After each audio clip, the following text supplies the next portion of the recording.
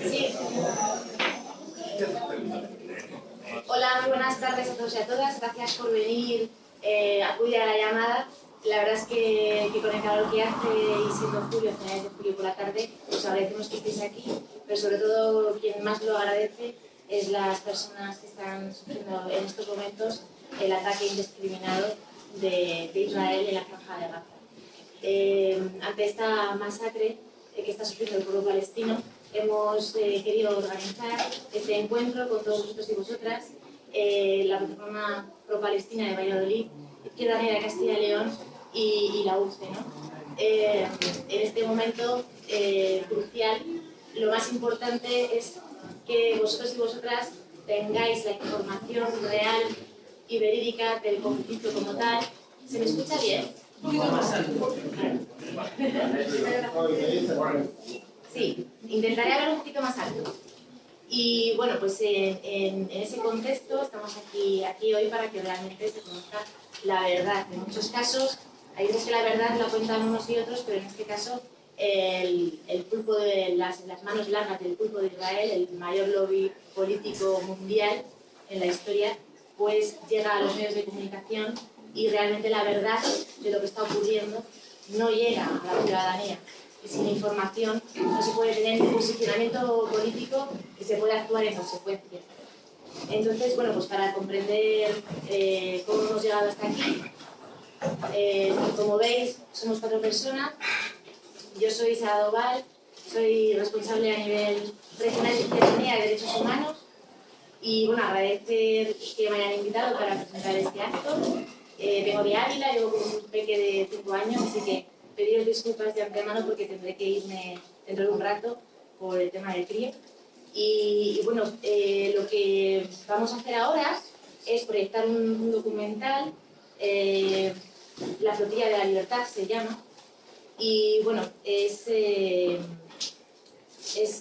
una parte muy importante de cómo la sociedad civil organizada fletó decenas de barcos rumbo a Gaza en el año 2010 y en el año 2011 para romper el bloqueo impuesto por Estados Unidos y el Estado de Israel y gritar al mundo lo que está pasando y, bueno, gritar y exponer esa barbarie que ocurrió y está ocurriendo todavía. Estos hechos históricos fueron muy importantes y dijeron al mundo dormido que es posible la acción ciudadana, la compasión por los demás y la subversión pacífica ante los organismos internacionales y nacionales que han mirado y continúan mirando hacia otro lado. Mientras 1.800.000 personas subsisten en la cárcel al aire libre más grande de la historia, la Franja de Gaza, y como hoy están muriendo ya más de 1.100 personas, de las cuales el 40% son ancianos y niños. Estas personas que se embarcaron en estos barcos arriesgaron su vida por amor a los demás, por amor a la justicia, a la libertad, a la humanidad, ya sea la nacionalidad que sea, y defendiendo los derechos humanos en cualquier rincón del mundo. Vamos a poder ver este documental y luego, pues, a continuación, Guillermo Urieto, que es el compañero que tengo a mi izquierda, nos explicará el enrevesado contexto histórico de Palestina e Israel y cómo las relaciones geopolíticas de los intereses económicos capitalistas de Estados Unidos y el mayor lobby político que es Israel han convertido Gaza en el mayor campo de refugiados del mundo, siendo el apartheid actual, que es un apartheid. Con la pasividad absoluta y sumisión de este conflicto y pues esas relaciones geopolíticas de la comunidad internacional. Después, bueno, pues Andrés Iván Dueñas nos explicará también pues, qué podemos hacer como sociedad civil organizada, qué movimientos solidarios hay con el pueblo palestino y cómo podemos apoyar a la flotilla o al movimiento rumbo a Gaza, también de las campañas de boicot a Israel, porque realmente en las campañas de boicot a Israel es donde más les duele el tema económico, Y es una cosa que podemos hacer aquí. Hay que pensar globalmente y actuar localmente, ¿no? Que siempre lo hemos escuchado. Y en este caso es importante. Nos hubiera gustado contactar en directo con nuestro compañero Manu Pineda. Es un compañero de Izquierda Unida que es escudo humano, es decir, se va a los territorios ocupados en la Franja de Gaza y directamente se mete en ambulancias para evitar bombardeos, o se mete en escuelas, o se mete en hospitales, y él pertenece a la Brigada Internacional, pero no hemos podido contactar ayer, que también hicimos el mismo acto en Ávila, porque bombardeaban Israel en ese momento, cortaron la luz, y él tuvo que irse a conducir ambulancias, ¿no? Pero hay muchas personas activistas, ¿no?, sociales, que arriesgan su vida para hacer eso, no solamente el documental que vamos a ver ahora a continuación de La Flotilla, sino personas que van allí, y son héroes y heroínas, que se juegan la vida todos los días.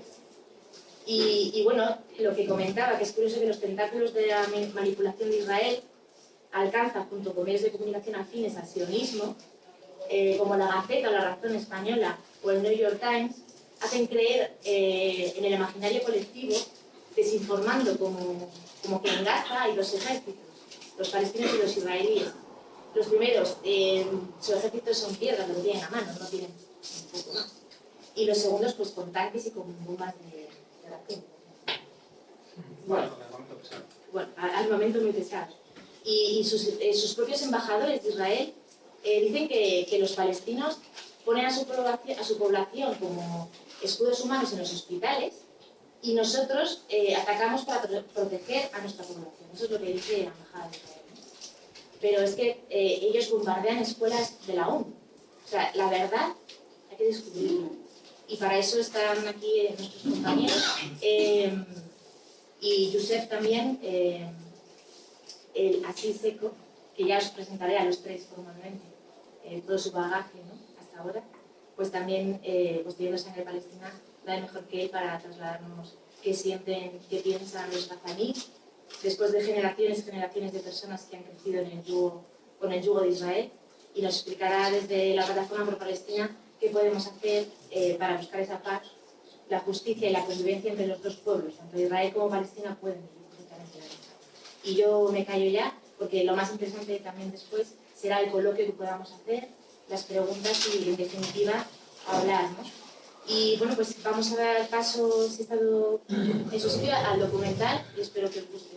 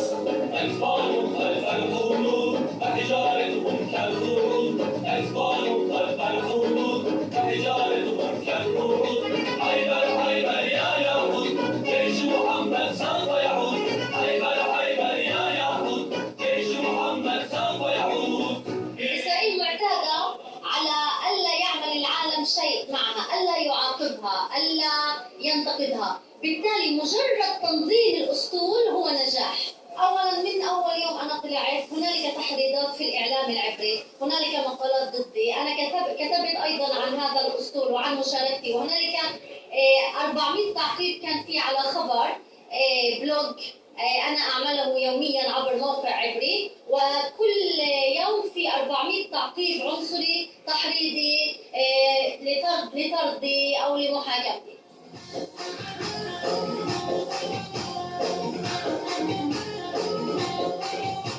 So we want to send the message to the people in Gaza that our governments do not represent us in this matter, and you are not alone.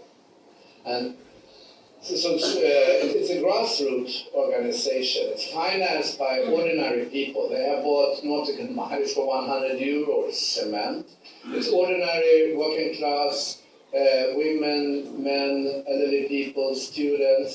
It has no subsidies from the states. There are no rich donors, no famous multinationals or anything behind this. This is an action from people to people. As long as one human being is not free, no one is really free. And the double standard that reveals itself when it comes to Gaza and to Palestine, the question of Palestine, also reveals the emptiness in the concept of human rights and democracy and all of that. So I think it's very important. This is of concern not only to Arabs or Muslims, but this is of great concern for the whole humankind. And I do it very much for my own children and grandchildren. It's about what kind of world we leave behind.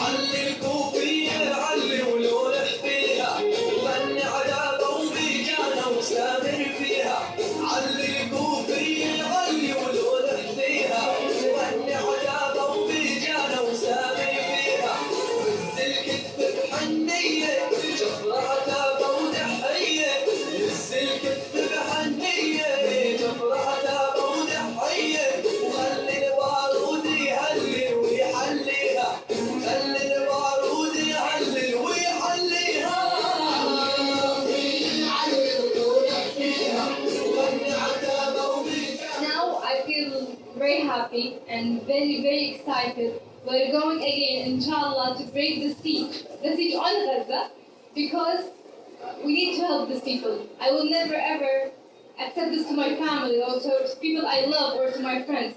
So I can't accept it to any human being whatsoever. I don't care about the religion, I don't care about the language, I don't care about the shape, I care about the humans. So I'm going now, inshallah, back to Gaza. I know it's a hard trip, I know we might suffer a lot, but I'm willing to pay anything, to do anything for the sake of the poor people in Gaza, and I'm willing to support them as much as I can.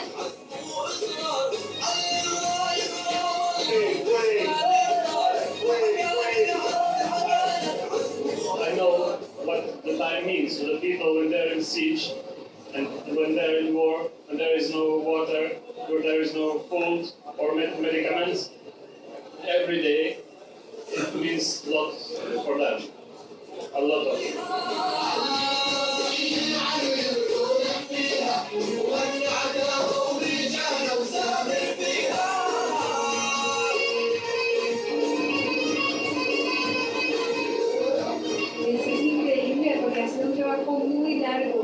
En Suecia, a diferencia de otras organizaciones de la coalición, es un trabajo de abajo, ¿no? de raíces. Y hemos trabajado más de un año tratando de conseguir el dinero, de arreglar todas las cosas. Y pues siempre ha sido un poco abstracto, se trabaja, no se ve cómo se va a llegar a la meta y de repente estamos aquí y ya salimos. Es increíble.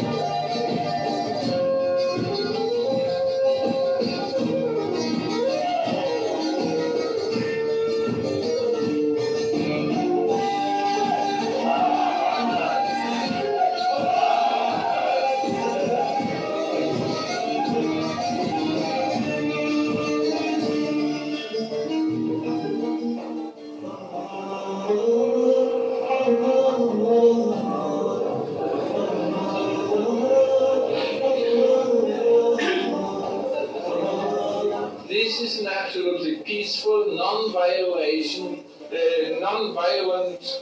mission we do, and so they have to pass us because there is nothing which endangers the security of Israel. Only that if there are some items, or there are some clues, or there are some hints that we have goods of double use, you call it, that we only have cement, we have all these goods like that, and these are purely civil humanitarian, so that they have no legal basis for attacking us, even military.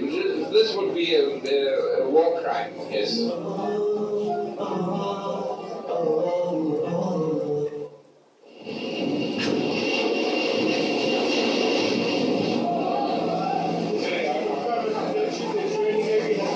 Avoided the Mavi Marmara, where 600 civilians have been trying to deliver aid to Gaza.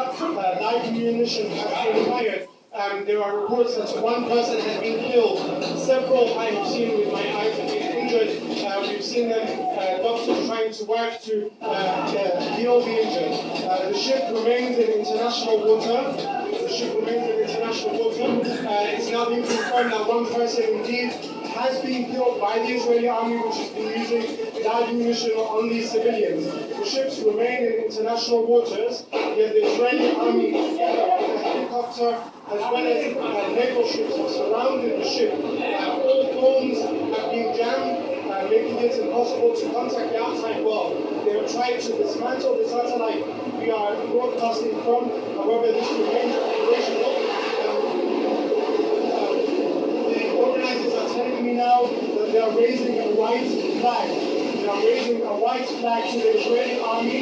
This is after one person has been killed, a civilian who was killed by munition. That number could be more. Despite the white flag being raised, the Israeli army is still shooting, still firing live munitions. Jamal Al-Shayyan, Al Jazeera, on board the Mavi Marmara in international waters.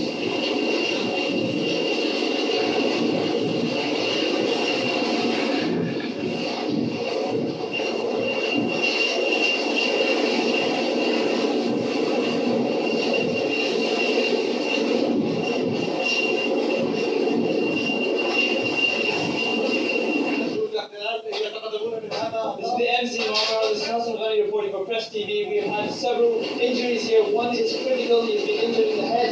We think he may die if he does not receive medical treatment immediately. Another person being taken past in front of me right now has been seriously injured. We are being hit by tear gas and stun grenades. We have Navy ships on either side and helicopters overhead. We are being attacked from every single side. This is in international waters, not Israeli waters, not in the 68 miles exclusion zone. We are being attacked in international waters completely illegally.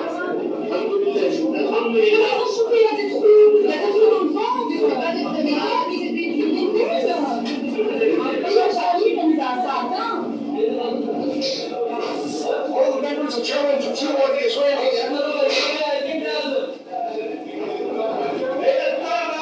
Different ships was on them.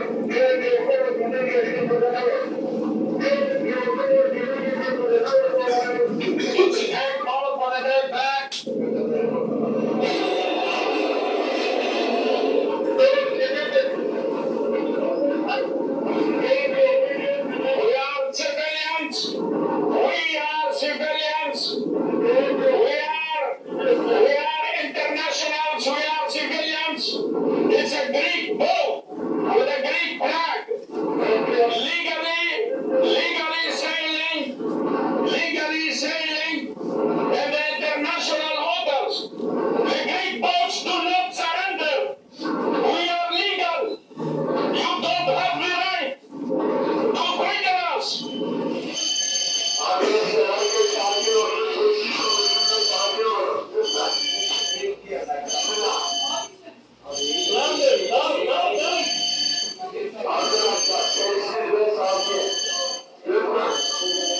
Düşmanın önüne doğru getirmeye çalışın. Yaralıların bulunduğu yer. Alın. Yaralıların bulunduğu yer.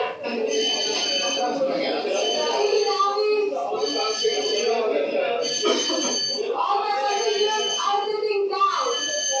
We have now done here. We have civilians taking care of injured people. Don't use violence. We need help for the people.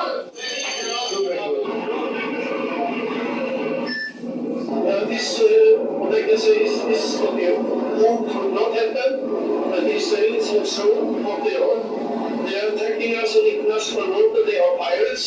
They try to hire Somali pirates.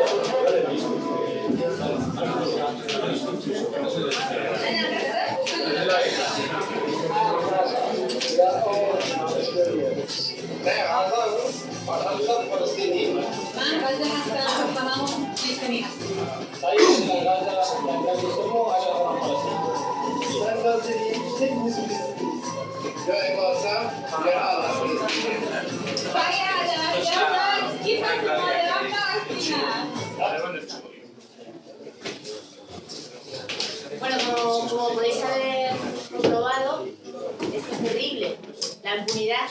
Hablaban de barcos piratas, y es cierto, en aguas internacionales si un barco te va por ti y sube encima de tu barco, realmente la impunidad es terrible. Son piratas, son terroristas. ¿Quiénes son los terroristas?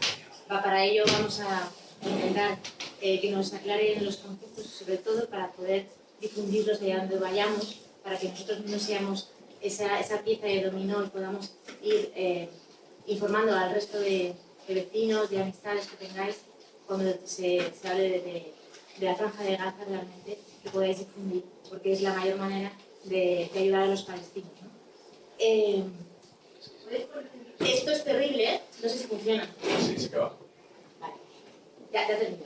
Esto, imaginaros lo que son capaces, ¿no? En aguas internacionales con eurodiputados y demás, que son también seres humanos, por eso se llevan, pero imaginaros la impunidad en la franja de Gaza, ¿no?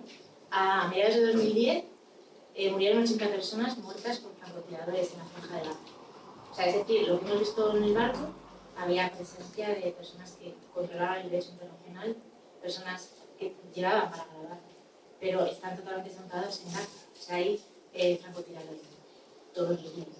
Y bueno, yo creo que para entrar ya en materia, os presento a Guillermo Vieto, que está a mi izquierda.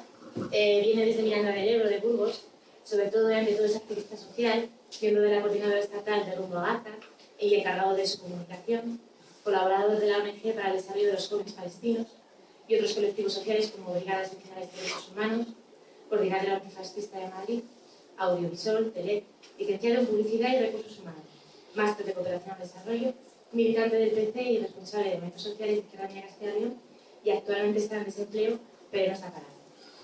Así que os dejo con él. Bueno, yo voy a intentar hablar sin el micro, a ver si me podéis oír. Pero subir el volumen. Sí, subo. ¿Así me oís desde atrás?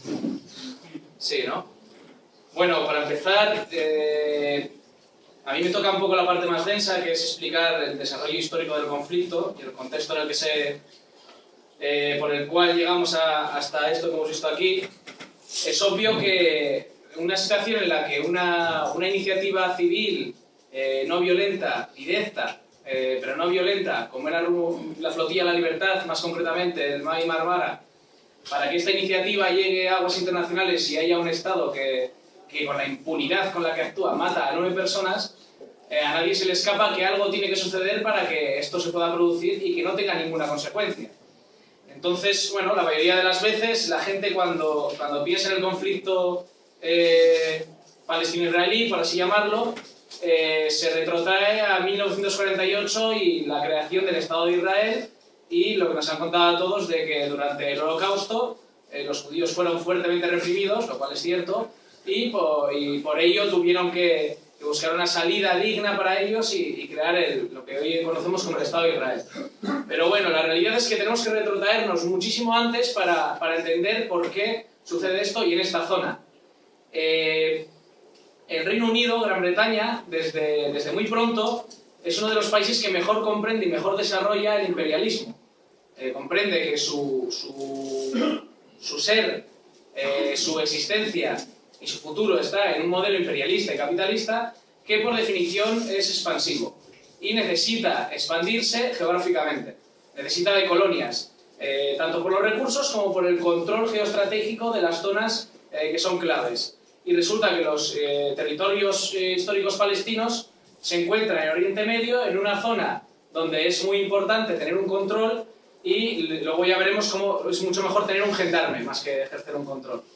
Entonces lo que hace Gran Bretaña es fijarse en esta zona desde el principio, porque es una zona en la que están los 2/3 del crudo del mundo y 2/3 del gas. Es una zona muy importante por sus recursos y también por el transporte de recursos de todo Oriente Medio y por la posible amenaza que pueda suponer otros estados para el Imperio Británico. Entonces, desde 1516 hasta 1917, los territorios históricos palestinos están bajo mandato del Imperio Otomano. Entonces va a llegar la Primera Guerra Mundial y el Imperio Británico, uno de los sitios donde se fija y que quiere tener primero es Palestina. Y entra en un contacto con el pueblo árabe y les dice que que si derrotan juntos al Imperio Otomano, les va a conceder este territorio para que cumplan con su proyecto de Estado panárabe. Pero Gran Bretaña se da cuenta que lo que necesita y lo que mejor le va a venir es controlar directamente esta zona y establecer por así decirlo, un punto de control. También hay que entender, para saber lo que ha sucedido aquí, lo que es el sionismo. Es difícil, la gente suele mezclar, sobre todo por el mensaje malintencionado y muy manipulado que se ha lanzado desde los medios y desde las administraciones, que confunden sionismo y judaísmo. Por lo tanto, si tú hablas mal o atacas el sionismo, eres un antisemita, cuando no tiene absolutamente nada que ver. El judaísmo es una religión basada en unos textos sagrados, como cualquier otra religión, etc. Pero el sionismo es un movimiento político que se fragua precisamente muchísimo antes del Holocausto nazi. Se fragua en Europa del Este, donde los judíos ya empiezan a ser mal vistos y a ser perseguidos, y hay un grupo de élite de judíos con una capacidad económica elevada que llegan a la conclusión de que ellos son, además de ser el pueblo elegido, necesitan un Estado en el cual desarrollar su actividad. No les sirve solo el estar disgregados por diferentes países, sino que también necesitan un Estado donde ejercer una hegemonía, por así decirlo. Y ellos consideran que la tierra prometida tiene que ser ese Estado. Es decir, desde un inicio el sionismo lo que busca es la creación de un Estado administrativo, pero partiendo de unos principios religiosos. Esto a mí me parece importante remarcarlo, porque muchas veces veréis que lo que dice Israel y los medios de comunicación es que están luchando contra fanáticos e integristas religiosos, cuando la creación del Estado de Israel viene precisamente por el fanatismo religioso de que son el pueblo elegido y que esa zona en la que vivían árabes desde época de la Biblia, los filistinos, es su tierra prometida y por eso tienen que vivir ahí. Por lo tanto, cuando ellos hablan de integrismo religioso, tendrían que empezar a mirarse a sí mismos. Y esto es fruto de ese movimiento sionista que está promovido, entre otros, por Theodor Herzl y que tiene una capacidad económica y una influencia considerable en Europa. Entonces, Gran Bretaña entra en contacto con este movimiento sionista y hace un pacto. Yo me hago con la tierra de Palestina y empezamos a promover la migración a este territorio para que lo controléis vosotros. Porque saben que el sionismo va a ser un aliado constante de Gran Bretaña y de las potencias occidentales. Y va a ser un gendarme maravilloso que tener en esta zona para poder controlar el resto de estados e imperios que surjan alrededor. Entonces, en 1917 se produce la Declaración de Balfour, que es la materialización de este pacto que mantiene Gran Bretaña con el sionismo. Dice básicamente que el Reino Unido se declara favorable a la creación de un hogar nacional judío en Palestina.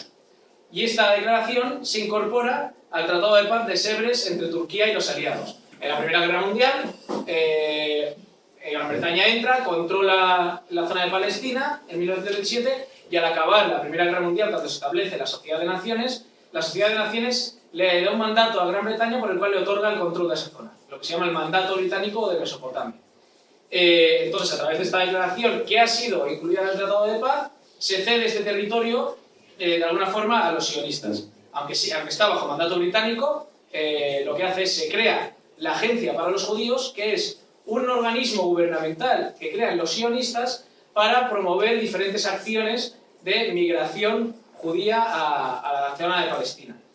Antes de 1920 no llega ni al 10% la población judía dentro de los territorios históricos palestinos. Entonces, lo que hace la agencia judía es, con dinero procedente de Europa, de estas élites sionistas, comprar y arrendar tierras en Palestina bajo dos condiciones. Una, que solo puedan ser trabajadas por judíos, y la otra, que nunca puedan ser arrendadas o subarrendadas por personas que no sean judías. Aquí también se crea el primer problema, la primera confrontación de tradición y de sentimiento del pueblo palestino, que es que si bien los palestinos no tenían la propiedad de las tierras, tenían la posesión de los árboles, sobre todo de los olivos. Los olivos son un símbolo muy importante para los palestinos porque son su fuente de riqueza y de trabajo, ya que son árboles que producen durante 1000 años y son muy importantes para el pueblo palestino. Entonces lo que hace el sionismo es controlar las tierras donde hay olivos y quedarse con esos olivos y ya de primera mano entrar en conflicto con una política de segregación racial, es decir, estas tierras son solo para judíos, y también con un ataque directo a las costumbres de la gente que ya vivía históricamente allí. Esto es importante porque a lo largo de toda la historia veremos que una forma que tiene de, para así decirlo de alguna forma, molestar al pueblo palestino, al pueblo israelí, el Estado israelí, mejor dicho, es arrancar olivos de territorios históricos por el mero hecho de molestar. Muchas veces o para construir el muro, o para una valla, o para las prácticas que se llevan a cabo. Bien. Entonces, en este momento empieza, a través de la agencia judía, empieza la política migratoria hacia los territorios palestinos y en 1922 se alcanza la población del 13%, en 1931 un 17% y en 1941 ya un 31%. Obviamente, la población árabe residente en esta zona, en la Palestina histórica, empiezan a surgir choques entre la población árabe y la población judía porque están empezando a acaparar tierras, están echando a los palestinos y a los árabes que trabajan en estas tierras, los echan, no les permiten trabajar esas tierras, y cuando ya llega a haber una población judía considerable, hay mucha tierra que no pueden trabajar los palestinos y empiezan a obligar a que los palestinos migren fuera de sus hogares. Entonces aquí comienza ciertas hostilidades y se emprenden acciones violentas por ambos bandos. ¿Cuál es la diferencia? Que cuando la población histórica de la zona emprende acciones violentas, lo hace de una forma desorganizada, sin unos recursos que le puedan hacer conseguir unos objetivos militares o bélicos, por así decirlo, es básicamente escaramuzas, por así decirlo. Mientras que el movimiento sionista crea una organización que se llama Irgun, que es un grupo paramilitar. Un grupo paramilitar para crear el germen del Estado judío de Israel. Te voy a hacer un inciso, como habíamos hablado, que le había dicho que seguramente le interrumpiría también para comentar alguna cosa. Dos cosas. Una, los judíos que había dicho él que antes eran muy pocos en Palestina, antes de 1920, habían cohabitado con los palestinos durante toda la historia en Palestina sin absolutamente ningún problema. Son los que solíamos llamar judíos samaritanos. Yo suelo contar alguna vez alguna anécdota de mi padre cuando por primera vez consiguió volver a su tierra, cómo se da un abrazo después de 30 y tantos años sin poder volver a su casa, y como yo la última vez que estuve allí, para entrar a casa de mi abuelo, pues un judío de estos samaritanos es el que, como son amigos todavía de mi familia, son los que me dejan acceder a la casa. Por un lado, esto, y por el otro lado, antes de los sucesos violentos, claro, el problema también es que Palestina, bajo mandato británico, a los palestinos no se les podía no se les permitía tener ningún arma. Entonces, mientras a la inmigración judía, cuando van hacen la vista gorda, ¿no? Durante mucho tiempo. Entonces, antes de los sucesos violentos, los palestinos también habían tenido, como habíamos comentado antes también, una gran huelga general y una revuelta, que lo llaman. Solo son dos apuntes. Intentaremos intercalando hacia alguna cosita con el permiso. Sí, no, perfecto. Mejor, así yo descanso un poco. Bueno, empiezan estos conflictos armados y la Agencia para Judíos crea ya un ente gubernamental ya más o menos consolidado, con una población y con unas protoinstituciones, por así decirlo. Y llegamos ya a 1948, cuando se pone en marcha el plan de partición. Segunda Guerra Mundial, conoce lo que sucede lo que todos conocemos, que es el Holocausto nazi, y Naciones Unidas, que es la sucesora de la Sociedad de Naciones, redacta un plan de partición que recoge la existencia de dos estados en la Palestina histórica, el Estado palestino o Estado árabe de la zona y el Estado de Israel, y Jerusalén, que queda bajo administración internacional debido a la importancia que tiene para las tres grandes religiones, el judaísmo, el cristianismo y el islam. Entonces se acuerda que cuando se retiren las tropas y el mandato británico de la zona, se declararán ambos estados. ¿Qué sucede? Que el 14 de mayo de 1948, el día antes de que se retiren las tropas del mandato británico, Israel proclama de forma unilateral el Estado de Israel. ¿Y qué sucede como reacción? Automáticamente, el día después, el 15 de mayo de 1948, una alianza de la Liga Árabe, de países árabes, formada por Transjordania, Egipto, Irak, Libia, Líbano. Libia también. Líbano y Siria, invaden Israel. Es curioso lo que sucede aquí porque hay que tener en cuenta que se acaba de proclamar un Estado que, según Naciones Unidas y según la comunidad internacional, no existía, le declara la guerra a una alianza de 5 países y la guerra la gana Israel. La gana el Estado recién creado. Esto tiene también mucho que ver con lo que comentaba el compañero. Israel ha sido armado desde 1917, no desde 1948. Y han tenido toda la capacidad de recursos que no han tenido sus vecinos. Bueno, después de esta contienda, en 1949 llegamos a los armisticios de la isla de Rodas. Te voy a interrumpir otro rato.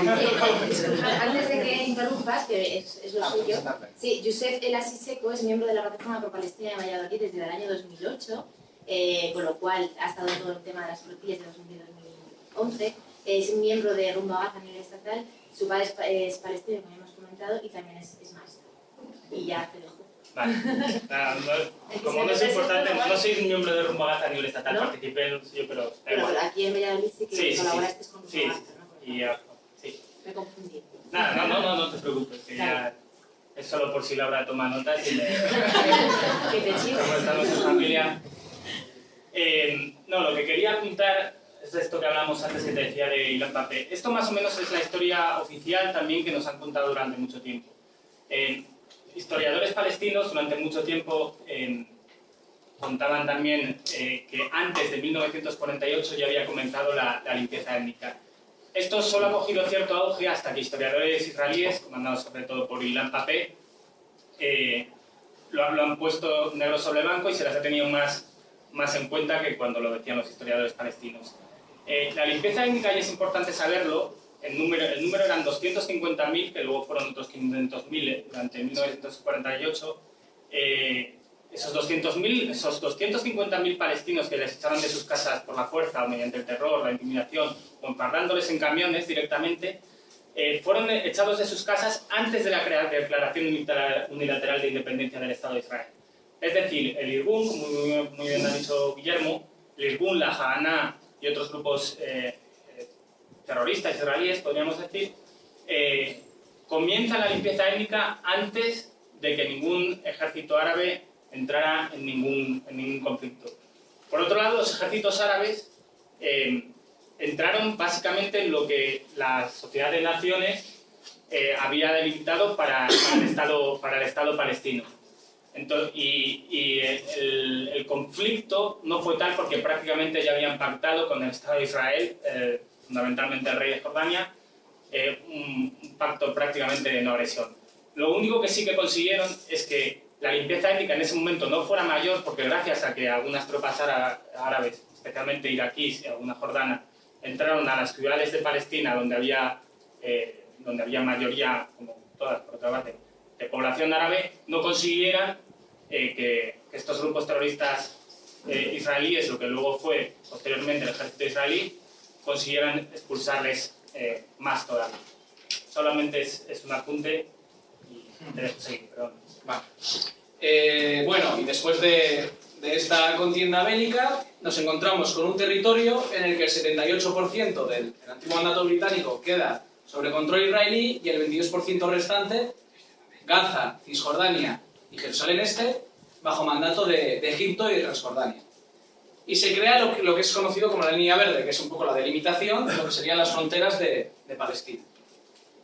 Como ha comentado bien el compañero, los palestinos conocen esta fecha no como la guerra árabe-israelí, sino como el Nakba, es decir, la catástrofe. Porque, como ha comentado él, es el inicio de un genocidio y de un exterminio étnico programado, planificado y con unos intereses políticos muy claros y raciales.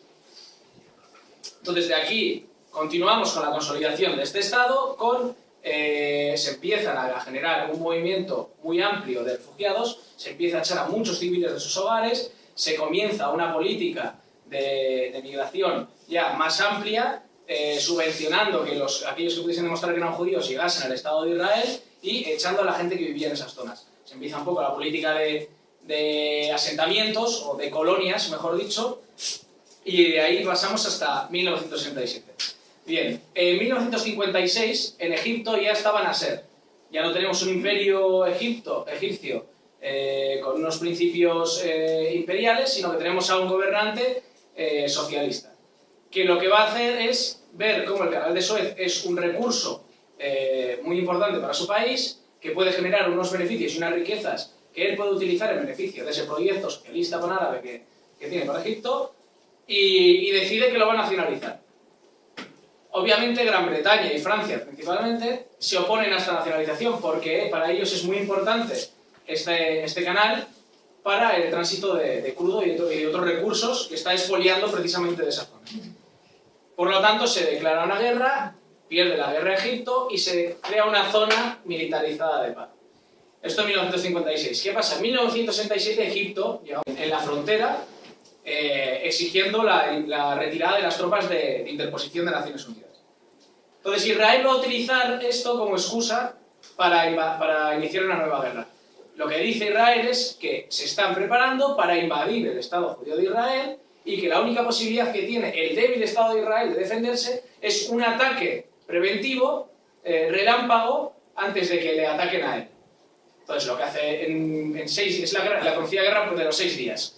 Ataca automáticamente a Israel, destruye toda la aviación de Egipto, la mayoría de su capacidad bélica, entran una serie de países árabes, Irak ya no entra aquí, entran Jordania, a pesar de que su emirato no quería entrar, sino que el pueblo lo obliga a entrar en la contienda, entra Líbano y entra Siria. Nuevamente pierden estos estados de la Liga Árabe, pero no solo pierden, sino que Israel se adueña de los Altos de Golán de Siria, de toda la península del Sinaí de Egipto y de otras zonas como la propia Gaza, la propia Cisjordania y Jerusalén del Este. Y tienen que firmar el armisticio los países árabes porque si no, se hubiese seguido extendiendo Israel indefinidamente, porque en 6 días conquistó todas estas zonas y los países de la Liga Árabe tuvieron que, por así decirlo, ceder. Bueno, nos encontramos ahora con un territorio de Israel que es muchísimo más amplio todavía que el que tenía. Con una Gaza y una Cisjordania ocupadas por fuerzas militares israelíes, pese a todas las resoluciones que desde el Consejo de Seguridad de Naciones Unidas se emiten al respecto, pese a la violación constante que ya viene desde 1948 de todos los derechos internacionales. De hecho, hay 2 resoluciones Luego va a hablar más el compañero sobre las resoluciones, que son muy curiosas en ese sentido.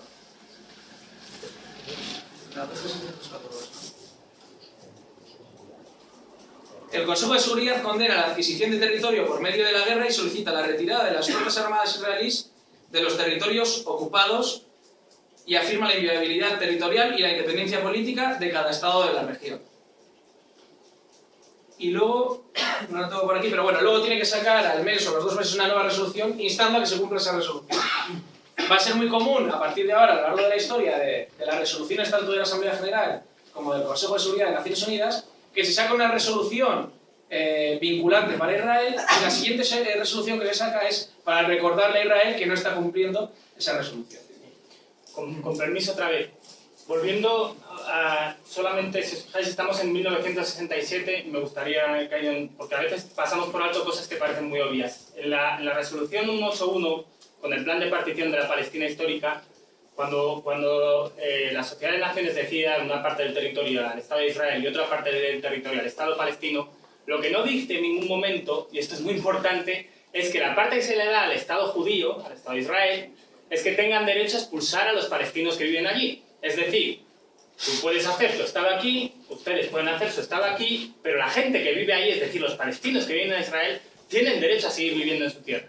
Entonces, si en 1947 habían echado a 250.000, en el 48 echan a otros 500.000, que son la primera oleada de refugiados palestinos, que hoy en día ya va por los más de 6 millones de refugiados palestinos. Entonces, ese es, bueno, parece obvio, pero a veces hay...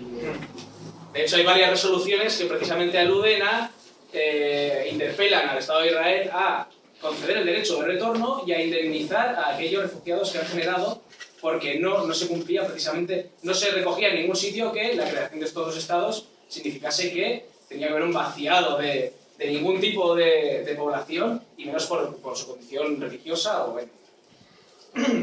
Bien, después de esta frustrante situación bélica para la Liga Árabe y de esta nueva ocupación del Estado de Israel, de lo poco que ya está dejando de Palestina, se producen 20 años de lo que comenta el compañero. Se siguen expulsando a civiles, se empiezan a destruir viviendas de palestinos, se les empieza a aislar, se empieza a coger recursos, un recurso muy escaso en la zona es el agua, y empiezan a construir asentamientos cerca de acuíferos para poder controlarlos ellos. Llega un momento en el que esta situación ya es totalmente inadmisible para la población palestina. También se ven un poco desamparados porque los estados árabes utilizan muchas veces la causa de la Palestina histórica para mantener determinados regímenes políticos en sus estados. Esto pasa muy a menudo, por ejemplo, con Siria, que alude siempre a la defensa de Palestina en contra de Israel, pero luego no asume un compromiso real, por ejemplo, a la hora de mantener unos determinados derechos para los refugiados palestinos. En Líbano, por ejemplo, los refugiados palestinos no podían trabajar en determinados sectores, no tenían derecho a la propiedad y son de alguna forma excluidos y ninguneados. Entonces los palestinos lo que hacen es tomar conciencia de esta situación, organizarse y se genera la primera intifada. Hay un accidente con un vehículo israelí en el que mueren 4 palestinos y esto desencadena la primera intifada. Obviamente no es por este accidente, sino que este accidente es ya la última gota que hace que el vaso se desborde y que toda esta situación se canalice a una intifada. Lo más importante de la intifada es que organiza a diferentes sectores de los palestinos en torno al liderazgo central y politiza a toda la sociedad palestina. Es decir, se inicia una resistencia organizada, consciente y politizada, lo cual es muy importante para que se puedan conseguir los diferentes objetivos que puedan tener los palestinos. Bueno, previamente, en los 60 se habría creado la Organización por la Liberación de Palestina, todos la conocemos porque Yasir Arafat era por así decir su líder, que reconocía en 1974 por Naciones Unidas como interlocutor de los propios palestinos, cosa que Israel no hace hasta los tratados de Oslo. Esta intifada empieza en el 87, empieza con mucha fuerza, entonces utilizan esta nueva politización y organización de los palestinos para en 1988, desde Argel, la OLP proclamar de forma unilateral el Estado de Palestina. Proclamar el Estado de Palestina, se sucede una escala de violencia, de intifada contra el Estado de Israel. La intifada, la imagen más clara que podéis tener en la Intifada es palestinos atacando con lo que tienen a mano a israelíes perfectamente armados, con un ejército organizado, etc. Es decir, siempre que vamos a hablar de violencia hay que tener en cuenta lo que tiene en cuenta también el derecho internacional, que es la proporcionalidad. No es lo mismo tener piedras, pequeños fusiles de asalto, un armamento bastante precario, que ir con tanques, con aviación, con armamento tecnológico, ahora con drones, con ametralladoras que doblan esquinas, y esto es literal, y con un armamento una tecnología muy avanzada. Otro inciso. Sí. A ver, con perdón. Esto de la proporcionalidad y la violencia, cuando decimos que la violencia, bueno, en la primera intifada es verdad, surge un estallido que podemos denominar violento si queremos, bueno, básicamente los chavales salen a la calle para lanzar piedras contra los tanques o los blindados de la policía israelí. Tenemos que tener en cuenta que cuando un régimen militar ocupa un territorio, están dentro de las ciudades. Esa es violencia diaria. O sea, por supuesto, le hago un inciso, sé perfectamente que está de acuerdo conmigo, no es porque no esté tal, pero bueno. Es una violencia diaria. No hay palestino en todos esos años, en mi opinión sí que están un poquito más politizados, no hay palestino en todos esos años que haya vivido la primera intifada y previo, con cierta edad, que no haya pasado por una cárcel y que no haya sido torturado, aunque sea, digamos, maltratado, mejor dicho que torturado. Yo tengo algunos tíos que han sido torturados, otros han sido maltratados, pero que no hayan pasado por una cárcel y que no le hayan hecho nada, y son gente que además no eran milicianos, no eran activistas, te quiero decir, podía ser tendero, podía ser. Entonces, la violencia es diaria. Impedir la movilidad de los palestinos, que no puedan moverse ni siquiera ni dentro de su propia ciudad, o tenerles en toque de queda durante meses, es violencia diaria. Que no puedas abrir tu tienda cuando quieras es violencia diaria. Que no puedas elegir a tu alcalde, el alcalde de Nablus, de la ciudad de mi padre, le pusieron un atentado cuando se organizaron unas elecciones pseudoclandestinas independientemente de la ocupación israelí. Que la potencia ocupante trate al pueblo ocupado y que no cumpla con sus obligaciones como potencia ocupante en materia de sanidad, de educación, eso también es violencia. Entonces, por supuesto que hay un estallido violento, si queremos, de lanzamiento de piedras contra esto, a lo que Israel responde pues, partiendo los brazos de los niños palestinos. Pero hay una violencia previa. Y respecto a la proporcionalidad, esto sí que me parece importante, y a lo mejor ahí discrepamos, no lo sé. Esto de la proporcionalidad a mí me cansa un poco, porque la proporción, la misma idea de proporción, da sentido de una respuesta. Una respuesta, o sea, cuando alguien dice es que Israel está respondiendo desproporcionadamente, o sea, la proporción es en proporción a algo. Entonces el problema es que Israel no está respondiendo, es que desde el principio, como bien ha explicado el compañero, Israel es el que ataca. Entonces la proporción es al fin y al cabo casi es lo de menos. Porque si no al final podríamos llegar a una conclusión de oiga usted, mate, pero mate un poco menos. Entonces, pero no sé si me explico del todo. ¿Sí? Entonces esto de la desproporción me parece un poco peligroso. Pero... No, es por el concepto jurídico del derecho internacional de proporcionalidad, sí. Que establece que los crímenes de guerra son los perpetrados por Israel, responda o no a un ataque, y nunca pueden ser los de un pueblo que se organiza, que hace una resistencia, responde a un ataque que recibe y lo realiza de la forma que lo realiza. Sí, al hilo de eso,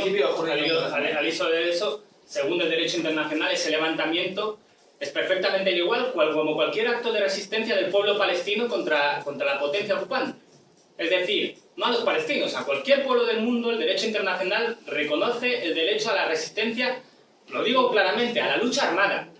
La lucha armada, el pueblo palestino tiene derecho a la lucha armada contra la potencia ocupante, es decir, contra el ejército ocupante. Y también lo digo claramente, lo que no tiene derecho, según el derecho internacional, en otro caso es a lo mejor hacer un atentado contra civiles israelíes. Pero todo lo relativo a que el pueblo palestino se defienda contra el ejército ocupante es perfectamente legal según el mismo derecho internacional. Como bien dice el compañero, respecto al derecho internacional humanitario, por supuesto que los principios de proporcionalidad también deben regir. ¿De dónde iba? Sí. Perdona, ya... No, tranquilo. Vale, bueno, se declara de forma unilateral desde Argel el Estado de Palestina y llega un punto en el que se convoca una conferencia internacional para llegar a un tratado de paz.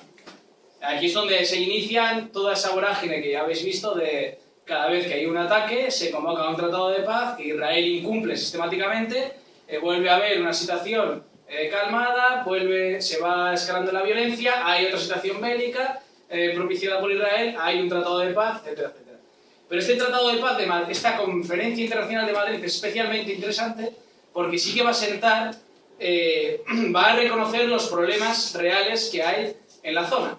Si bien no va a contemplar la dinámica internacional que es la que posibilita que Israel continúe actuando de la forma que actúa. Entonces, en esta conferencia internacional de Madrid de 1991, auspiciada por Madrid, por Estados Unidos y por Moscú, se crean dos mesas, las mesas bilaterales y las multilaterales.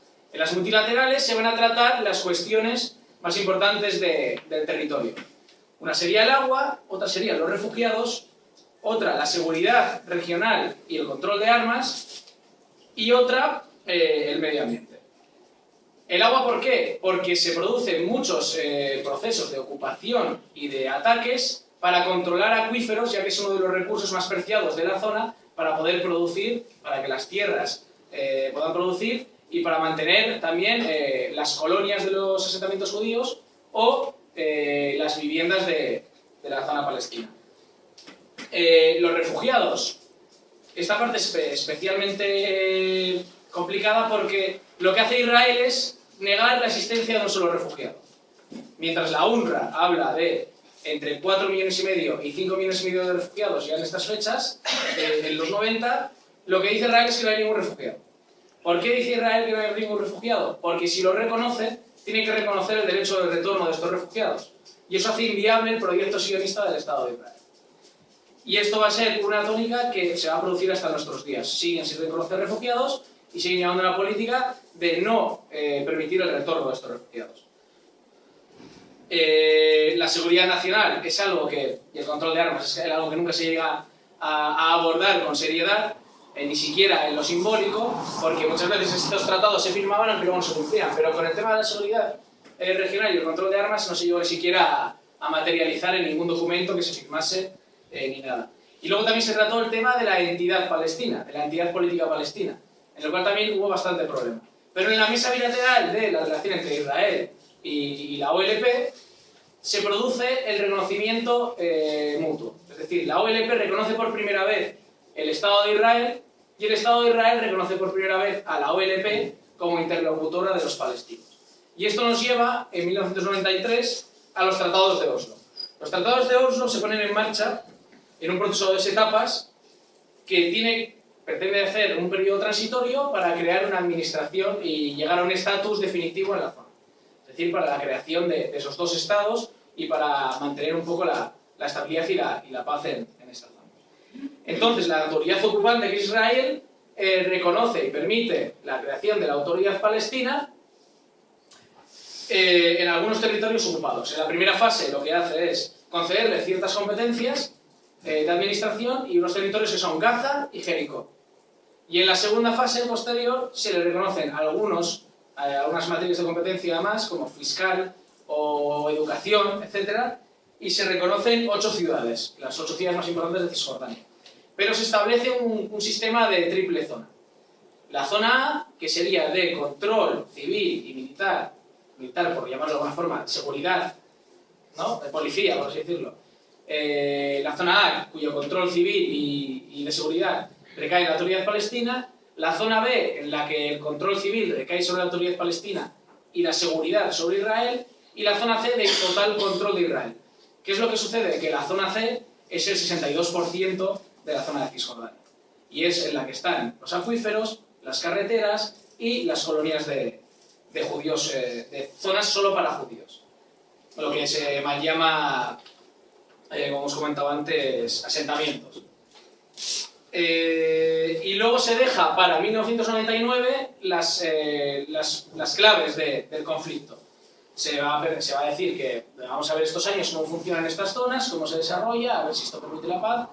Y en el 99 ya trataremos las cuestiones más importantes como son Jerusalén, los asentamientos, los refugiados y la entidad política. Llega 1999, previamente se había asesinado a Isaac Rabin, que parecía que era uno de los pocos que se creía esto en Israel.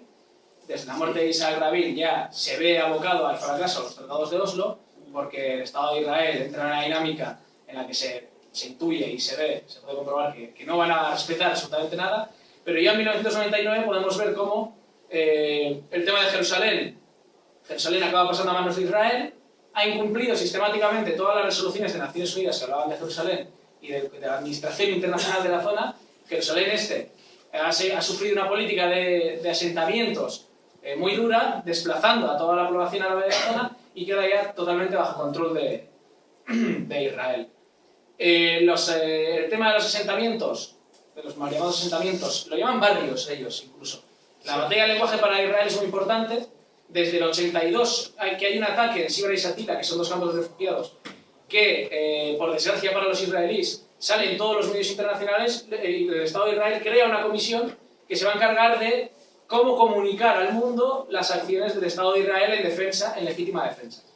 Porque ven que les ha creado un problema muy grande el que se haya hecho público y se haya mediatizado el ataque a Sibra y Satila.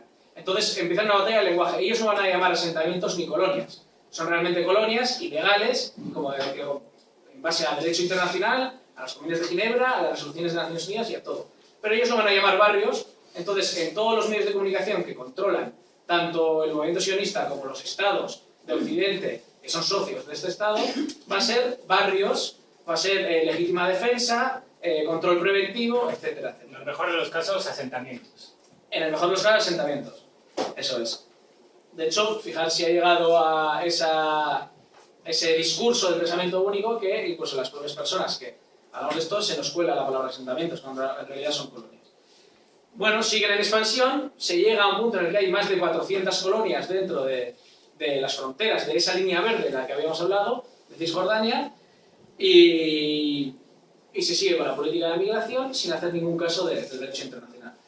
Los refugiados siguen sin reconocerse, Israel no se va a bajar jamás del burro en ese sentido, y la entidad política, Israel no firma en ningún documento, ni recoge en ningún documento hasta el día de hoy, el reconocer a una entidad política palestina.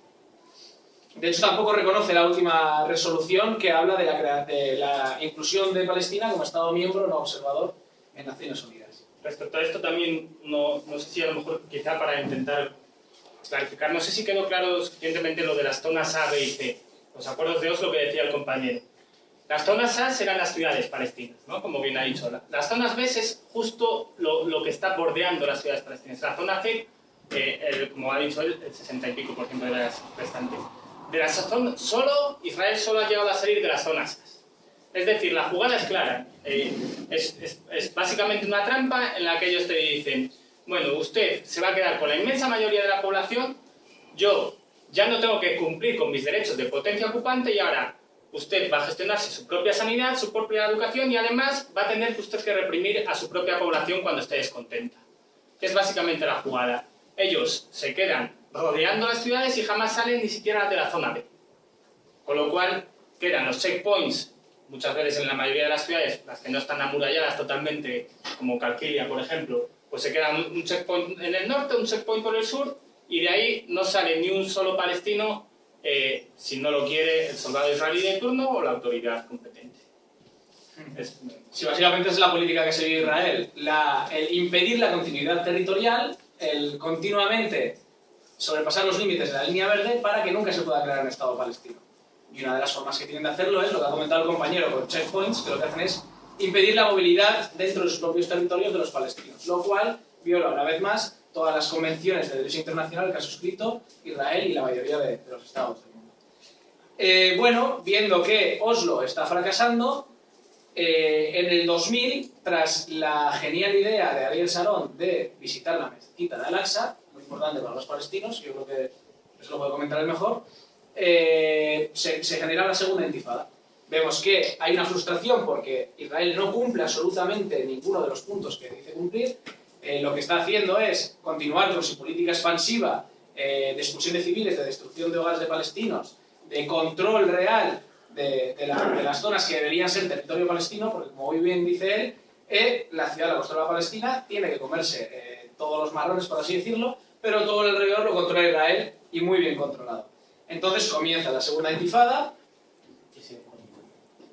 siguen colonizando esto continuamente, y también aquí hay que hablar de ya lo que sería el culmen de la vergüenza del Estado de Israel. Y es que en 2003 comienzan es previo al 2000, ya se había hablado de la construcción de un muro, pero en 2003 ya comienzan a construir el muro de segregación de Cisjordania. Son más de 800 kilómetros de muro que lo que hacen es entrar en más del 85% dentro del territorio que está demarcado por la línea verde, se anexionan un 10% de Cisjordania con el trazado de este muro, impiden aún más la movilidad geográfica. Ya si había problemas de movilidad geográfica para los palestinos dentro de su propia tierra, ahora con este muro es muchísimo peor, porque parten literalmente, parten huertos, parten viviendas por la mitad al hacer el trazado del muro.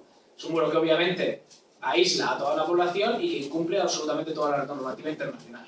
Crea unos guetos, de hecho los guetos están perfectamente especificados, y es condenado obviamente por toda la comunidad internacional, por la Agencia, por la Asamblea General de Naciones Unidas, por la Corte Penal Internacional, por todas las ONGs, por la mayoría de los estados no alineados con Israel, pero Israel continúa construyendo este muro.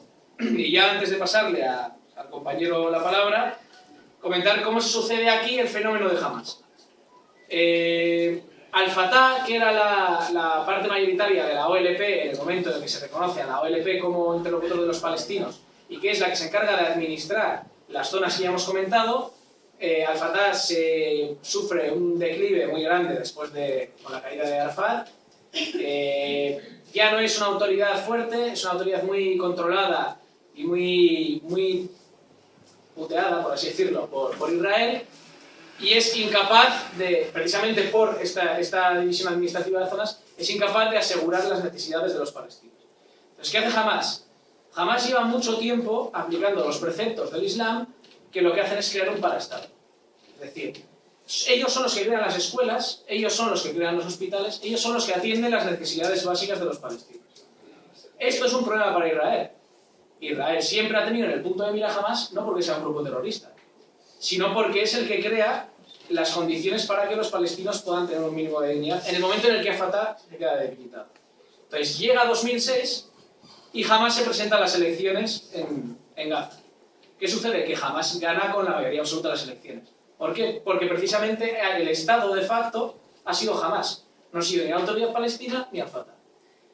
Este es el momento en el que Israel decide que no solo Hamas es una organización terrorista, obviamente Naciones Unidas y todos los socios de Israel reconocen que es una organización terrorista, nadie reconoce las elecciones de Gaza, que gana Hamas.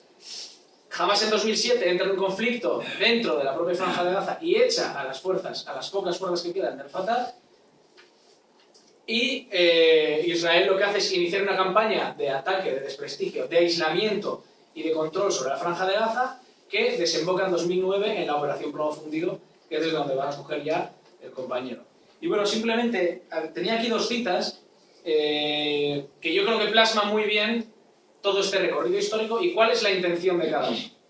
Del movimiento sionista, que no de los judíos, sino del movimiento sionista, del movimiento político organizado del Estado judío de Israel y de la población árabe y de los palestinos. Pues David Ben-Gurión, que fue primer ministro en 1948, es decir, cuando se crea el Estado de Israel, dice en sus memorias, o sea, esto es comprobable, tú puedes coger las memorias de este señor, que las ha publicado y las ha vendido, y puedes leer una frase suya que es, bueno, puedes leer muchas que son una barbaridad, pero esta concretamente recoge la esencia de lo que es la creación del Estado criminal y terrorista de Israel. Debemos usar el terror, el asesinato, la intimidación, la confiscación de tierras y el corte de todos los servicios sociales para deshacernos de la población árabe. Aquí habla directamente de deshacerse de la población árabe, no se anda con ningún eufemismo ni metáfora. Mientras que Tawhid al-Zayyad, que es un poeta árabe palestino, dice: cuando tengamos sed, exprimiremos piedras y comeremos tierra cuando tengamos hambre, pero no nos iremos. Es un pueblo que tiene que resistir en las condiciones más injustas probablemente de la tierra, Recordemos que Gaza es el mayor gueto del mundo, es una zona, la zona más densamente poblada, 1.800.000 habitantes, una zona muy pequeñita, totalmente aislada. Y por otro lado, un Estado creado en base a un Estado confesional, creado en torno a un movimiento sionista, racial, racista. De hecho, estuvo desde el 75 al 95 estuvo declarado por la Asamblea General de Naciones Unidas como un movimiento racista, que pretende, que ha estado practicando un genocidio a lo largo del tiempo y que pretende controlar ese Estado. Y todo ello auspiciado porque las grandes potencias necesitan ese gendarme en esta zona de Oriente Medio y porque le van a estar constantemente defendiendo. Entonces, yo simplemente lo que quería transmitir aquí es entender las razones históricas de cómo se crea el Estado de Israel, bajo qué principios, cuál es su verdadero proyecto, porque eso explica muy bien por qué cada X tiempo nosotros y nosotras vemos en la televisión unos ataques indiscriminados, una violación de derechos humanos que llega hasta tal punto que la gente se frustra e incluso pasa a la inmovilización, al desánimo, a no se puede hacer nada, porque la tele sigue haciendo lo mismo, nadie les dice nada, cuándo va a acabar esto, etcétera, etcétera. Entonces, bueno, ya le paso la palabra al compañero.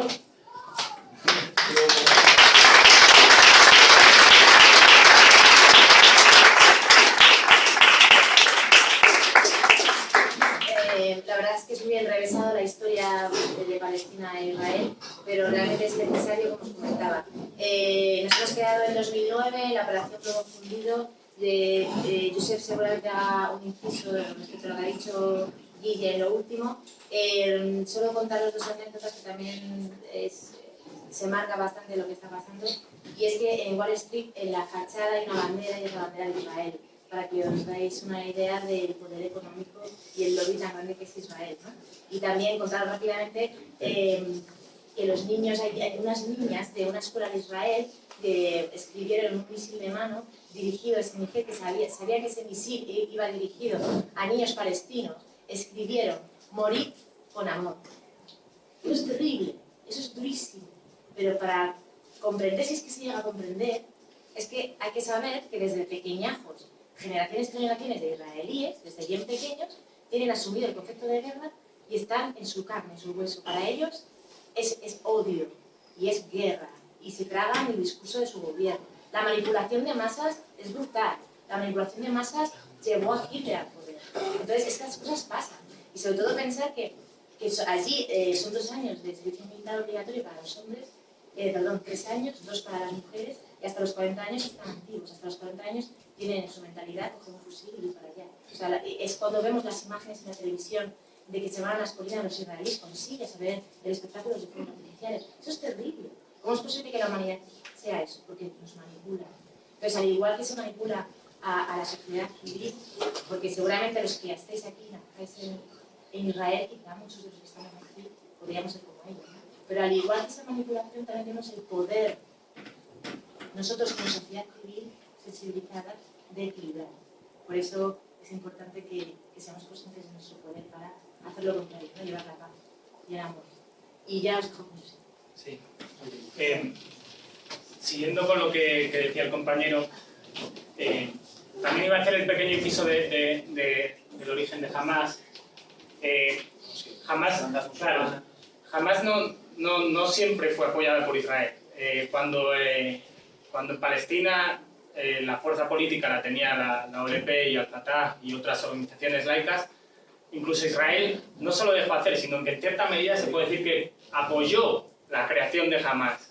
Les dejó hacer mientras a los otros eran fuertemente reprimidos, a Hamás se le dejó hacer, incluso hay quien dice, hay determinados autores que sostienen que recibió dinero de Israel. Es difícilmente comprobable. Posteriormente, luego, por supuesto, se les ha ido de las manos y no controlan absolutamente nada de lo que hacen, como de costumbre. Yo lo deja en Plomo Fundido en 2008 y creo que al final, bueno, yo voy a hablar de esto último un poco, pero me voy a remitir a un poquito todo porque al final lo importante es la historia del conflicto. Seguimos en 2008 y hasta ahora, pues básicamente, aparte de varias operaciones militares con muchos muertos y muchos heridos, lo fundamental es que sigue la colonización. Cuando Israel más ha colonizado, es decir, más población judía venida de otros lugares del mundo viene a las tierras palestinas, con todo lo que eso requiere, es precisamente durante los acuerdos de paz. En el tiempo en el que están con los acuerdos de Oslo, incluso previamente con Madrid, Oslo y después. Es cuando más han estado colonizando y más. Especialmente, además, gobiernos laboristas, que desde aquí a veces creemos que los gobiernos laboristas es como el sector blando de la política israelí, y el Likud, la derecha israelí, es... Bueno, en el caso de Israel no creo que haya mucha diferencia entre digamos, esa socialdemocracia israelí y la derecha israelí. O probablemente tampoco. Bueno, entonces, seguimos en 2008, hay otras 2 operaciones militares de por medio, y básicamente es más de lo mismo. Entonces, yo quería definir a Israel, y yo creo que se lo comentaba antes al compañero, se puede definir bien a Israel en 3 aspectos. Uno, claramente, es un estado delincuente, un estado criminal. No porque lo diga yo y porque sean muy malos, sino porque, como hemos hecho, como compañero y yo también hemos hecho mención a lo largo de la charla, es el estado del mundo que más resoluciones incumple tanto de la Asamblea General de las Naciones Unidas como del Consejo de Seguridad de las Naciones Unidas. Incluso con el veto de Estados Unidos, aún así Israel sigue siendo el país del mundo que más resoluciones tiene de ese Consejo de Seguridad. Por otra parte, incumple el convenio de la Cuarta Convención de Ginebra, por ejemplo, en el tema de la colonización, que prohíbe a la potencia ocupante traspasar población suya, en este caso población suya venida de cualquier lugar del mundo, a territorio ocupado. Entonces, podríamos decir que es un Estado, en primer lugar, delincuente o criminal. Es un Estado racista o de apartheid, también podríamos llamar. Y eso se ve claro, en este mismo ejemplo que os he puesto. Cualquier palestino del mundo, refugiado o no, tenga el estatuto de refugiado o no tiene derecho a volver a su hogar. Cualquier judío del mundo, por el hecho de ser judío, tiene derecho a volver a Israel y especialmente a los territorios ocupados. Es decir, es más subvencionado si va a los territorios ocupados de Palestina. Pero ellos tienen derecho a volver allí, según las leyes israelíes, y cualquier palestino no. Es decir, ¿cuál es la diferencia? Que ellos son judíos, es de religión judía. Esto es consecuencia del sionismo, pero es racismo puro. Israel, en sus leyes, en sus mismos pasaportes, diferencian entre judíos y no judíos. Muy parecido de lo que hacían los nazis en su época. No creo que haya muchas diferencias. Hay toda una serie que el Estado de Israel implementa para llevar a cabo esta segregación racial. Por ejemplo, un palestino de Cisjordania se casa con lo que llaman un árabe israelí de dentro del Estado de Israel y no puede ir a vivir al Estado de Israel. Sin embargo, como os he dicho, sería mucho más fácil que un sueco que se convierta al judaísmo viva en el Estado de Israel. Pero sin embargo, gente que ha nacido allí o que ha sido expulsada de allí no puede volver allí, como es el caso de los palestinos. Y por otro lado, la otra definición sería un Estado terrorista. Un Estado terrorista, no creo que sean palabras grandilocuentes, no. Creo que son palabras que se ajustan a su significado. Es un Estado terrorista porque el terror es lo que utiliza Israel para conseguir sus objetivos desde antes de la creación del Estado de Israel. Esos 250.000 palestinos que os decía antes que se echaron antes de la misma creación del Estado de Israel, los echaron mediante el terror, mediante el asesinato también, metiéndolos en camiones también, pero mediante el terror. Cuando la Haganah voló el Hotel Rey David, en el que iba el enviado de la Sociedad de Naciones, allí voló un edificio entero, un hotel entero, eso es terrorismo.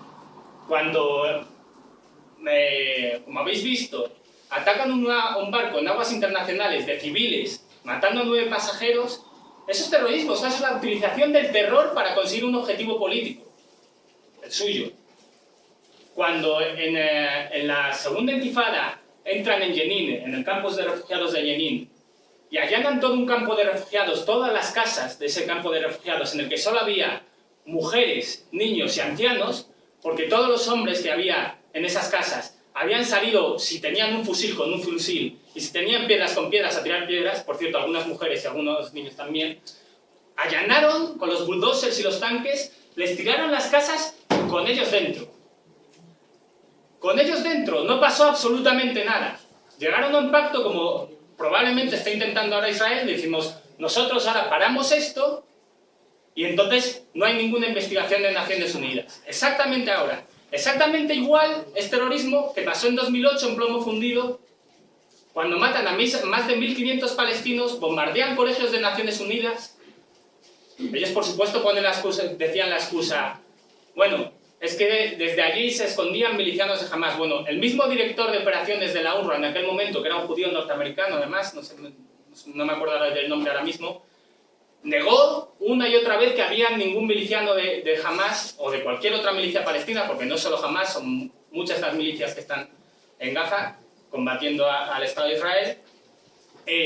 Negó que desde allí se hubiera lanzado ningún cohete, que desde allí se escondiera ningún miliciano, que se escondiera ningún armas. Bombardearon más de 6 colegios de Naciones Unidas, entonces. Esta vez ya llevan 4. Bombardearon hospitales, entonces, y ahora. Bombardearon ambulancias. Eso es exactamente terrorismo. No se me ocurre otra manera de llamarlo. Entonces, no creo que sean palabras de alguien radical. No son palabras radicales, son llamar las cosas por su nombre. Por su nombre. Entonces, cuando digo que hay que romper con la narrativa israelí de que esto es una respuesta desproporcionada, no, es que no es una respuesta. Esto es un ataque más. Un ataque más.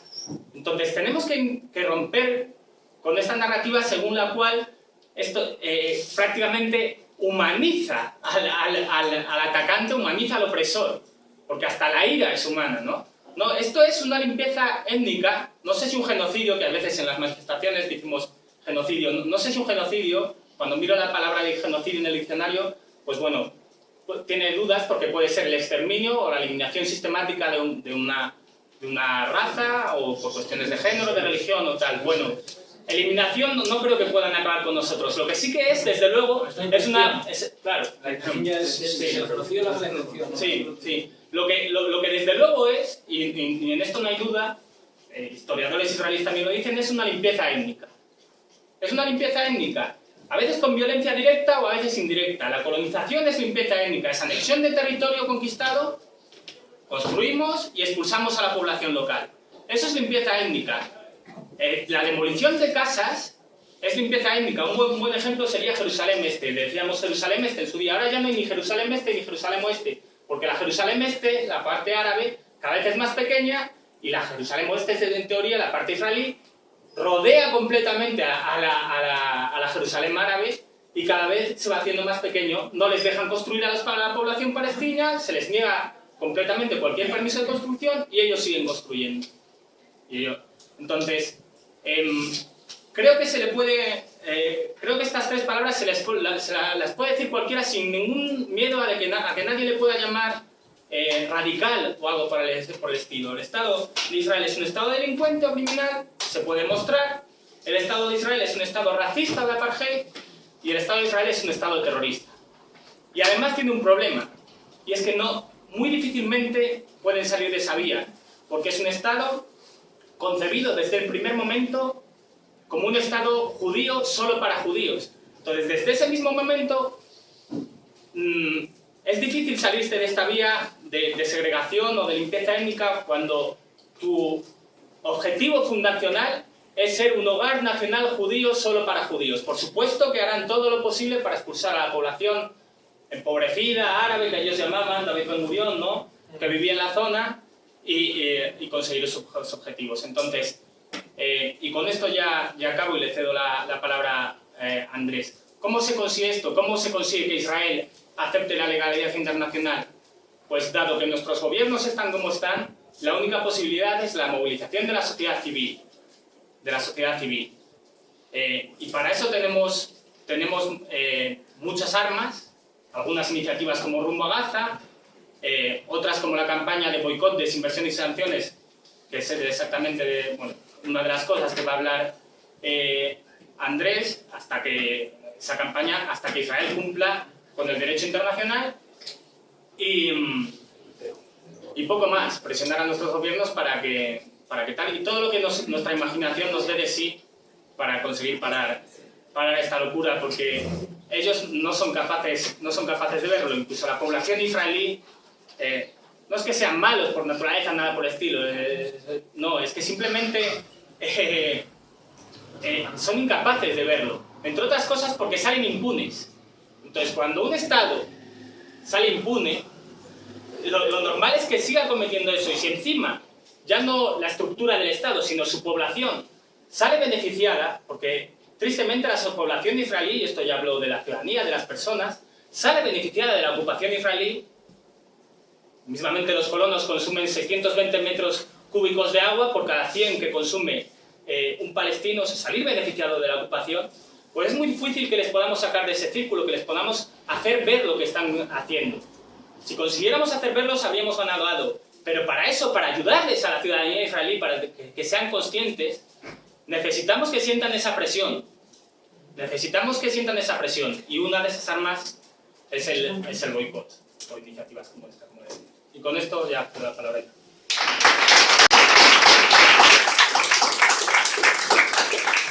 Gracias, Josep. Yo creo que es un lujo poder tener también al compañero Josep, porque desde la sangre se conoce.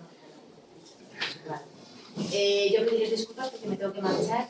Deciros que además os voy a pasar una hoja de firmas de Miranda del Ebro porque estamos en contra de la privatización del alumbrado y aprovechamos y nos vamos a ir las firmas, ¿vale? Para que tengamos apoyo. Y nada, comentaros que Andrés, después de que comente lo que tiene que decirnos de qué hacer, ¿verdad? Podéis y podemos hacer debate, ¿vale? Que sería lo suyo. Andrés Iván Dueñas, de Valladolid, como muchos de vosotros y vosotras conocéis, es activista social, participó en la Coordinadora Estatal de Rumbo a Gaza, en el Grupo de Apoyo en Tierra desde Valladolid, es miembro de las Brigadas Internacionales y ha participado como tal en los campamentos de refugiados del Sáhara Occidental en 2011 y a territorios ocupados en 2012. Brigadista también en Cuba en 2012 y en 2010 en Sudáfrica y en 2013 en Ecuador. Colaboró en la organización de los Encuentros Mundiales de la Juventud de Brigadistas Internacionales. Estudia cuarto de Derecho, coordina el área de Juventud de Izquierda Unida Castilla y León y es secretario de Estudiantes de la Juventud Comunista en Castilla y León. Os dejo con él y muchas gracias por estar aquí.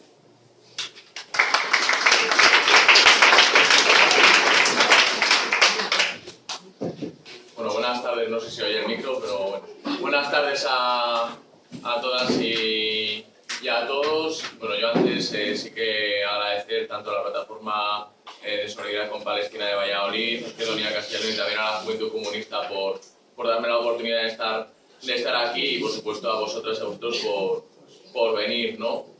Vaya, yo tampoco estuve, yo sí que participé en el grupo de apoyo en tierra de Rumbo a Gaza como Josep en Valladolid, no es que esté en la coordinadora estatal, y sí que es interesante también que conozcamos, y de hecho en el Ateneo tuvimos varias charlas que en Ecuador, que es lo que comentaba Sara, yo estuve en Sudáfrica y en Ecuador en los festivales mundiales de la juventud y los estudiantes, donde estos temas son de especial relevancia, ¿no? para la juventud antiimperialista. Me vais a permitir que comience con un pequeño paréntesis, y ahora me vais a entender por qué lo hago, diciendo que ayer veíamos un documental del segundo ciclo de Derechos Humanos de la Universidad de Valladolid, organizado por la área de cooperación de la UBA, entre otras asociaciones, que hablaba sobre los desaparecidos de la dictadura chilena con Pinochet, ¿no? Cómo el Estado de Chile incumple los derechos humanos en ese sentido. Y luego, comentándolo con otros compañeros, pues realmente muchas veces no somos conscientes de que España precisamente también incumple los derechos humanos porque no buscan a los desaparecidos de la dictadura franquista. Y siempre cuando hablamos de la causa palestina, tenemos un paralelismo en mente con la causa saharaui. Y yo lo tengo que decir porque en este sentido aún somos más responsables si hablo en primera persona como Estado, ¿no? Porque si hablamos en este sentido de Palestina, de Reino Unido, Palestina, Israel, en la causa saharaui hablamos de España, Marruecos, Sáhara Occidental, ¿no? Por tanto, que seamos conscientes también de que nosotros como Estado incumplimos los derechos humanos en ese sentido, incumplimos las resoluciones de la ONU, y yo creo que hay que ser conscientes de ello para también organizarnos, que es como lo que comentaba Youssef, para reivindicar que nuestros estados cumplan los derechos humanos y también pues colaborar con el pueblo palestino, en este caso, con iniciativas de solidaridad civil, ¿no? Y en ese sentido es de lo que voy a hablar. Yo voy a hablar de 4 cosillas, no me quiero enrollar porque sí que creo que es importante que haya un debate y que haya una interrelación, que nosotros ya hemos hablado mucho, y voy a hablar de 4 cosas. Empezando para explicar qué es la red solidaria contra la ocupación de Palestina. Esto, de todas formas, si queréis más información, yo lo he sacado de la página web, y también de lo que he comentado con algún compañero, está todo en la página web. Por ejemplo, de la RESCOP, su web es www.nodo50.org/causa palestina. Ahí podéis tener muchísima más información sobre lo que es la red solidaria contra la ocupación de Palestina. Su estructura de trabajo es totalmente abierta y flexible. Nació en 2005 y está compuesta por organizaciones de todo el Estado y que trabaja, obviamente, como su propio nombre indica, por la solidaridad con Palestina. ¿Cuál es la misión de la RESCOP? Pues precisamente esa, ¿no? La de impulsar acciones y campañas en solidaridad con el pueblo palestino, como la que comentaba Youssef, que también voy a hablar de ella, que es la de boicot, desinversión y sanciones contra el Estado de Israel. Y de la RESCOP forma parte de la RESCOP la plataforma solidaria con Palestina de Valladolid, a la que luego también me referiré. ¿Cuáles son las líneas de trabajo de la RESCOP más importantes, o que a mí me gustaría destacar?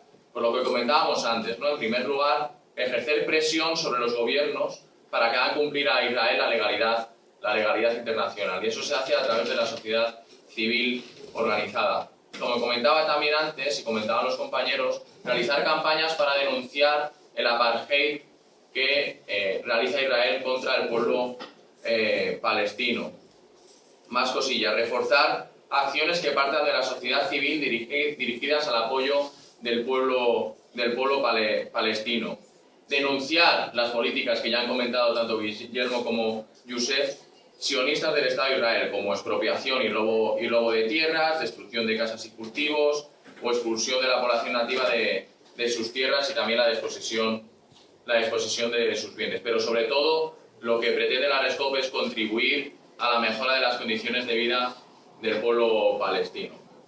Para que os hagáis una idea, alguna de sus reivindicaciones concretas es la retirada del ejército de ocupación israelí de los territorios ocupados y de sus fronteras colindantes, el desmantelamiento del muro de apartheid y de todas las colonias israelíes, que ya ha comentado también Guillermo, la construcción de ese muro, que muchas veces es desconocido para la mayoría de la población, el reconocimiento del Estado palestino soberano e independiente que tenga Jerusalén como capital, el derecho al retorno de toda la población refugiada a los lugares de origen, que ya hemos repetido en esta mesa redonda que esto lo reconoce el derecho internacional, o la liberación de las prisioneras y prisioneros políticos de Palestina.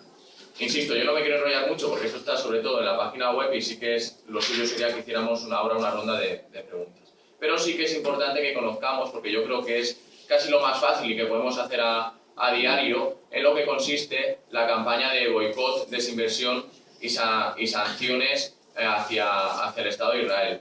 Su web son www.boicotisrael.net. Ahí podéis encontrar toda la información que queráis sobre esto. Comentar que es una iniciativa surgida de la sociedad civil palestina en 2004 y que consiste en 4 tipos de boicots. Un boicot económico, un boicot académico, un boicot cultural y deportivo y un boicot político. Empezando por el primero, por el boicot económico, ahora mismo la campaña que está en marcha más importante es el de Yo no compro apartheid, que consiste en una recogida de firmas, que como os comentaba lo podéis hacer a través de esta web, contra productos israelíes, para que no se comercie con productos israelíes. ¿Y cómo podemos identificar los productos israelíes? Y es muy fácil y muy simple. Como sabéis, todos los productos tienen un código de barras y abajo de ese código de barras hay unos numeritos. Pues todos los productos que comiencen con un 729 proceden de Israel, están hechos en Israel. Pues lo que persigue este boicot económico es precisamente que no compremos esos productos que comienzan en el código de barras con un 729, para también denunciar Siena. Un paréntesis. Como son muy vistos y muy latinos, pues comercializan muchos productos israelíes fuera de Israel. Entonces no aparece el famoso 729. Entonces, dentro de la página que ha dicho Andrés, se pueden ver todos los nombres de todos los productos israelíes que no aparecen como 729, pero que sí, porque por ejemplo, las famosas patatas de Mercadona, las LZR, pues aparecen como que son de Valencia, pero proceden de Israel, por poner un ejemplo. Entonces, fijar ahí que hay un mogollón de productos que sin el 729 siguen siendo de origen israelí. Efectivamente, muchas gracias. Nada, como os decía, repito la página web, boicotisrael.net. O sea, ahí tenéis toda la información de esta campaña que, como dice Nar, es importante que estemos informados sobre ella. Segundo boicot, el boicot académico, que simplemente pues, lo que persigue es pues, no cooperar con instituciones académicas israelíes mientras no se garanticen los derechos humanos en Palestina.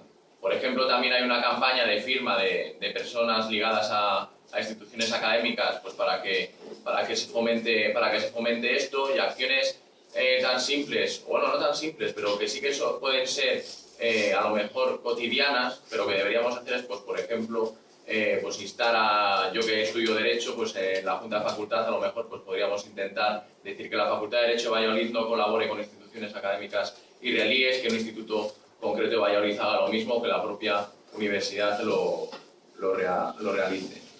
Tercer tipo de boicot cultural y deportivo.